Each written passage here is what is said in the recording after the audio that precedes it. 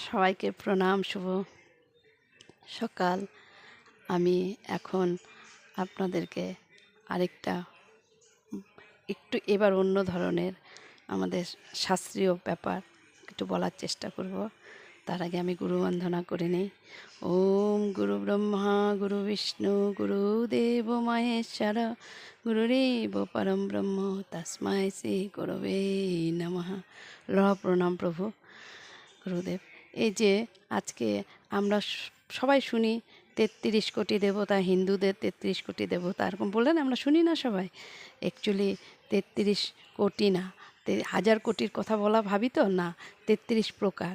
এটা আমি আমার প্রথম গুরুর মুখ থেকেই শুনেছিলাম যে ৩৩ প্রকার তিনি আমাকে বলেছিলেন। এটা যাই হোক, সেটার উপরে আজকে আমি এই করার চেষ্টা করছি, বলার চেষ্টা করছি। বৃহদারণ্যক উপনিষদ এবং বেদ অনুসারে এই ৩৩ কোটি দেবতা হলেন ১২ প্রকার আদিত্য, ১১ প্রকার রুদ্র, ৮ প্রকার বসু, একজন ইন্দ্র এবং একজন প্রজাপতি, এই ৩৩ প্রকার। এবার ১২ প্রকার আদিত্যের মধ্যে হচ্ছে সূর্যের বিভিন্ন রূপ এবং দ্বাদশ মাস।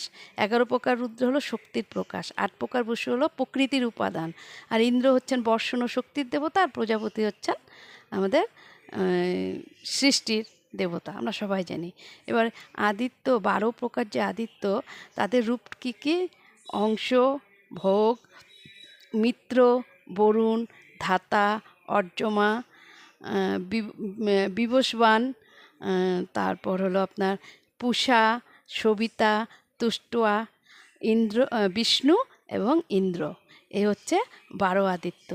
এবার ১১দশ রুদ্রকে, এটা হচ্ছে মহাদেব শিবের বিভিন্ন রূপ এবং প্রাণশক্তি, আমাদের প্রাণশক্তি। কি হচ্ছে? ১ নম্বর হলো মন্যু, মনু, মহিনস, মহান, শিব, ঋতধ্বজ, উগ্ররেতা, ভব, কাল, বামদেব, আর হচ্ছে ধৃতব্রত। এ হচ্ছে ১১ প্রকার রুদ্র। আর ৮ প্রকার বসু কি? প্রকৃতি যে উপাদান, কি? পৃথিবী, অগ্নি, আকাশ, বায়ু, সূর্য, চন্দ্র, নক্ষত্র আর মানে জল। এই হচ্ছে ৮ বসু। এই হচ্ছে আমাদের ৮ বসু। আর একজন হলো ইন্দ্র, যিনি বর্ষণ আর শক্তির দেবতা। আর একজন হচ্ছে প্রজাপতি। প্রজাপতি আমরা জানি তিনি সৃষ্টির দেবতা, ব্রহ্মা আদি প্রজাপতি, তিনি সৃষ্টির দেবতা। এই হচ্ছে আমাদের ৩৩ প্রকার দেবতা। আশা করি আপনাদের উপকারে আসবে, ভালো লাগবে। আমি তাই এটা আপনার আজকে বলার চেষ্টা করলাম। জয় ভগবান, সবাইকে প্রণাম। রাধে রাধে। খুব ভালো থাকবেন, আনন্দে থাকবেন, সবাইকে নিয়ে ভালো থাকবেন। জয় ভগবান, জয় প্রভুজি। হরি ওম তৎসৎ, হরি ওম তৎসৎ।